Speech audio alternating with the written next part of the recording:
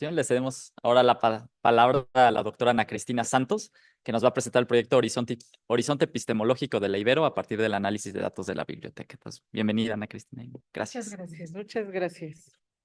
Sí, de este lado. Sí, bueno, pues ya que llegamos hasta acá, vamos a hablar de un tema más relajado y más bien social, un tema humanista también. Bueno, este trabajo de Horizonte Epistemológico de la Ibero lo hemos elaborado en un grupo, digamos, de disciplinas variadas, de bibliotecólogos, de académicos de la biblioteca y otros colegas físicos y educadores, también de la Ibero, y con otros agentes externos. Nuestro propósito es que yo preguntaría, ¿cuántos de ustedes ahora con sus proyectos han usado la biblioteca? ¿No?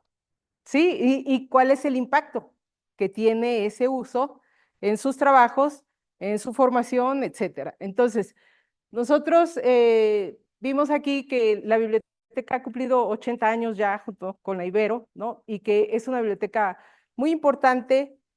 Cada vez que vienen los acreditadores, la biblioteca es una palomita relevante en esas acreditaciones. Y entonces nosotros nos preguntamos cuál es el impacto de nuestros acervos para la producción de la universidad. Entonces, llamamos horizonte epistemológico. La palabra horizonte es un concepto muy elástico, pero que fundamentalmente se usa desde la filosofía para decir cuál es mi línea, ¿no? Hasta dónde miro. Y lo juntamos con la epistemología para referirnos no solamente al uso de la biblioteca, sino el impacto en términos de conocimiento producido, de la biblioteca, el comportamiento de los usuarios y nuestros acervos. O sea, cómo esos tres factores interactúan para que nosotros podamos decir que tenemos una gran biblioteca que me apoya como investigador, como profesora, como comunidad de estudiantes, o realmente pues nada más está ahí y ¡ay, qué padre la biblioteca!, ¿no? Y nada más. Entonces, bueno, nosotros entonces comenzamos con la revisión de la literatura sobre el tema. En América Latina, en el mundo hispano, esto no existe. Existe desde luego en el mundo anglosajón y en China, ¿no? Hacen muchos trabajos, no le denominan así, le llaman algo como transaction log eh, analysis, ¿sí? Entonces, pero aquí en México no se hacen este tipo de estudios porque está enfocado, eso hay que tenerlo presente. Nuestro trabajo, aunque participamos varias personas, el foco o el centro sigue siendo el estudio, el enfoque de la bibliotecología, que todos podemos decir, ay, las bibliotecas van a dejar de existir y eso X. Pues, ¿qué creen que no? Porque a lo mejor en lo físico se usan menos, pero ahora se usan más en línea, por un lado. Por el otro, la organización de la información está en cada aspecto de nuestra vida, desde el súper, la lista de súper que hago y a qué le doy prioridad, hasta lo más complejo como son los trabajos que se están presentando aquí. Entonces, este enfoque de organización de la información, ¿no? Es lo que, y junto con los estudios de usuarios, es lo que es el vértice de la investigación. Entonces, comenzamos con, les decía yo, con la revisión de la literatura y encontramos esta cuestión de que en el mundo hispano, no, en México ni en América Latina tenemos trabajos de este tipo, contrario a otros países. Y bueno, ahí sí hay de diversa, digamos, como propósito distinto. A nosotros lo que nos interesa es de la bibliotecología, son los estudios de la información y específicamente el desarrollo de las colecciones, que es el uso de la información que está organizada en un espectro temático y cómo se comportan, cómo interactúan los usuarios con esa organización, esa información ya organizada. Y pues quiero decirles que nos topamos con mucha eh, con un sistema que no estaba tan claro para la extracción de datos. Nuestros sistemas en la biblioteca no son, digamos, como muy accesibles porque además cambiaron, ¿no? Entonces, un histórico no se sabe dónde se tiene y luego también, acuérdense que la información siempre como que tiende a despertar ansias de poder, ¿no? Entonces, bueno, te doy esto, pero poquito, o te doy esto, pero pues no mucho, ¿no? No algo que realmente, no hay un acceso total a la información. Entonces, eso también limita cómo están organizados los datos. Nosotros no entendíamos ahí unas tablas que estaban, hubo que hacer muchísima limpieza porque los sistemas en efecto ayudan, sí, solo sí, son alimentados correctamente, ¿no? Pero de pronto, pues no era nuestro caso, entonces ahí nos atoramos un poco. Al final tenemos aquí, como aquí, tenemos 240.923 registros. Nosotros habíamos propuesto que era del 20 al 24, pero el sistema básicamente nos da solamente 4 años. Del 20, no queríamos de 2000 a 2024, y solamente nos da del 20 al 24, o sea, 4 años, pero que además sí nos ha dado cierta información que ya más adelante es la parte del segundo año. Entonces, esos registros se han tenido que limpiar, se han tenido que organizar, ¿no? De acuerdo a lo que estamos buscando, específicamente sobre el contenido de la biblioteca y, y los usuarios, ¿no? Sus datos, no sus datos personales, sino los datos estadísticos no están tan claro. También la forma en cómo se integra nuestro acervo, cuántos ítems se llaman a cada ejemplar, cuántos ítems son usados realmente, cuántos no. Y aquí es donde viene la parte interesante de las gráficas, que ya no está Francisco, ¿verdad? Estaba aquí. Bueno, yo quería que le explicara esto porque sí, es un comportamiento muy interesante. Aquí son funciones logarítmicas, ¿no? Para identificar aquí, estos son los ítems y estos son los usuarios, y como o sea, un ítem, no, aquí 10.000 ítems, o sea, la gran mayoría del acervo es usado solamente una vez, y un solo título o poquitos títulos son usados muchas veces. Esto estaría relacionado, desde luego, con la práctica de la licenciatura, pero nosotros tendríamos que ir un poco más allá para ver qué es lo que ocurre con los investigadoras, con la producción de la Ibero. Ese sería como nuestra meta. Pero esto ya nos da aquí cómo funcionan las redes de investigación respecto al uso de la biblioteca.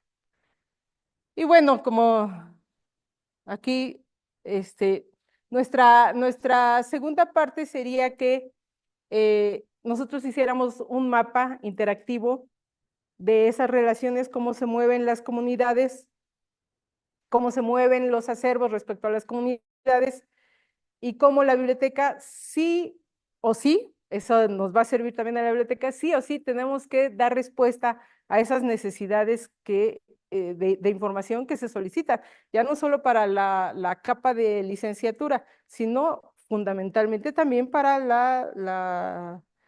la comunidad de investigación que genera conocimiento en la universidad. Y el otro grado sería que ese conocimiento impacta definitivamente los temas de incidencia, ¿no? Si de verdad estamos llegando, no vamos a decir si está bien o mal, ¿no? O sea, no vamos a hacer ese tipo de valoraciones, sino solamente hasta dónde llegan ese impacto de temas que se generan o investigaciones que se generan aquí en la universidad. Y pues en eso estamos. Y ya, muchas gracias.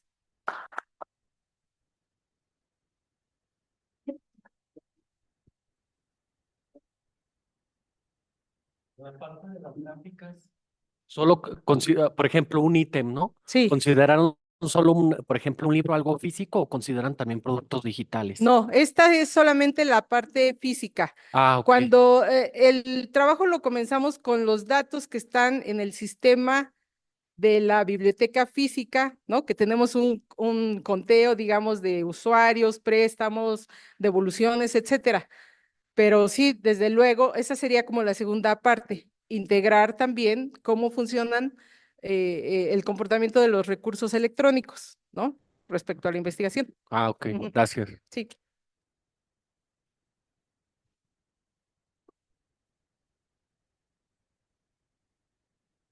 Muchas gracias, Ana Cristina. sí. Una duda, ahorita tú comentabas de la dificultad de acceder a la información.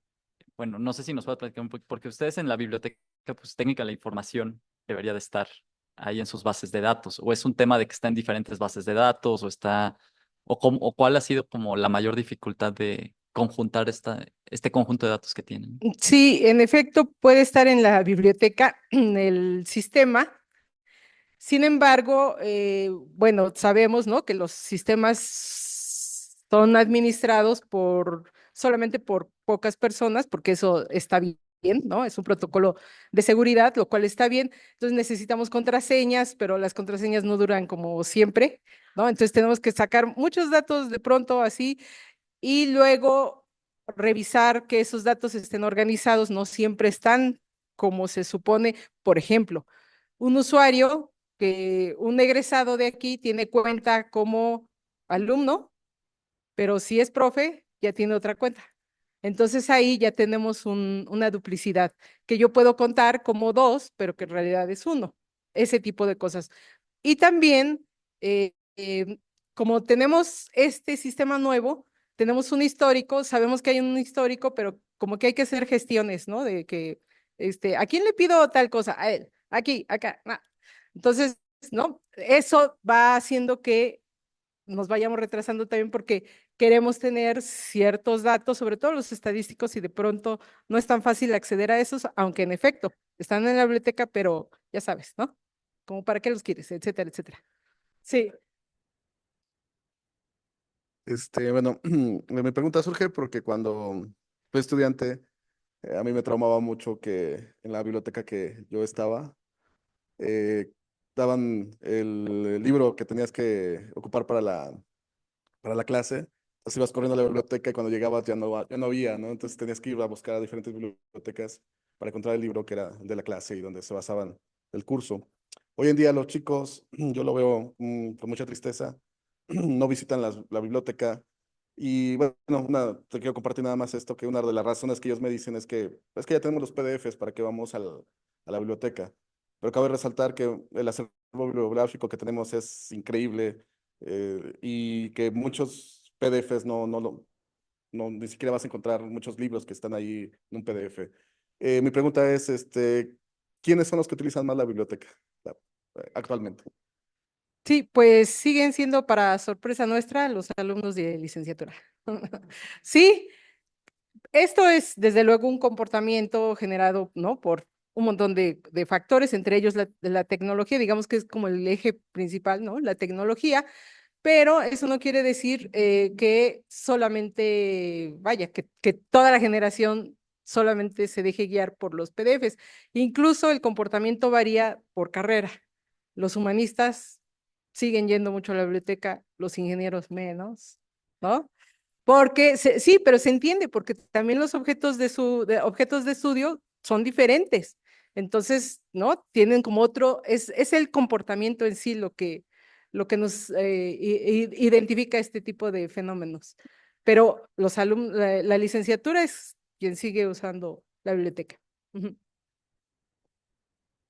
Hola, Sí. doctora. Bueno, sabemos que la biblioteca cuenta con un acervo impresionante, no solamente de ejemplares de libros, sino, digamos, con objetos, materiales, arte, fotografía. ¿Eso se refleja en estos ítems? No, esto es solamente el sistema de libros, solamente. ¿Y tienen algún sistema para medir, ¿no? Todo esto, o sea, de dónde, de estas fuentes de Sí, conocimiento? sí tenemos, pero ese es el otro punto, están desagregadas. ¿no? Nuestro ideal sería que un solo sistema registrara cada objeto de información. Eso sería lo padre, pero no lo tenemos. Ese es un buen reto. También mis colegas están aquí por si ellos quieren Gracias. dar respuestas. Sí, sí, aquí está Wilfrido, Julio, Gerardo, y estaba Francisco, pero ya no lo veo. Pero, ajá, ellos pueden complementar. Que se llama de ley de potencia, a esa línea azul, es que es un comportamiento de sistema complejo, o sea, se parece, es un sistema, estamos viendo que las transacciones o los préstamos que se hacen en la biblioteca, esa gráfica ya nos dice que es un sistema complejo, ¿no? Entonces, realmente se comporta como las finanzas, se comporta como diferentes escalas, se comporta como la pobreza, que hay muy pocos ricos y muchos personas pobres también. Acá hay un libro que se presta mucho y hay pocos libros que se prestan mucho y muchos libros que se prestan muy pocos, ¿no? Entonces, estamos viendo un comportamiento de los sistemas complejos y la red también te permite identificar cómo se están prestando los libros. La idea del horizonte epistemológico, cuando vayamos a analizar, ya que todavía estamos analizando la red, es cómo este libro, dónde se ha propagado, quiénes son cómo se ramifica, ¿no? En sus préstamos, qué usuarios lo están utilizando y es lo que vamos a catalizar en el segundo año. Es decir, cómo se comporta esta red de préstamos y cómo se comporta esta red de usuarios que están utilizando los libros. Y eso nos va a dar un panorama para saber, por ejemplo, la biblioteca, decir, bueno, parece ser, por ejemplo, tiene acervos históricos donde los de antropología o de los de historias consultan mucho. Debemos conservar esta parte, ¿no? No sé, nos va a permitir ver áreas de oportunidades donde podemos tener estos libros mejor representados, o qué libros necesitamos divulgar más, porque ahí la red te va a identificar libros que de plano están desconectados, que no tienen ningún préstamo, entonces tal vez la Ibero esté comprando libros que tal vez no estén usando. Entonces nos van a dar muchas herramientas para descubrir información para la toma de decisiones en la biblioteca. Bueno, es como... Sí. Muchas gracias. Pues bueno, a mí ya me toca cerrar. Ahorita, primero que nada, pues agradeciendo la presencia de todos los que están aquí, de las personas que nos están viendo en línea y pues reconociendo también todo el trabajo de las y los investigadores, que la verdad nos da mucho gusto ver todos estos resultados que suman a la universidad generativa y vinculada que estamos construyendo. Entonces, a mí me da mucho gusto verlos y muchísimas felicidades. Ahora, como parte del evento, pues les invitamos ahorita a unos tacos que tenemos aquí para cada uno de ustedes. Y a las personas que están en línea, bueno, nos despedimos y les agradecemos mucho su presencia y nos vemos en la que sigue. Muchísimas gracias. Gracias a todos.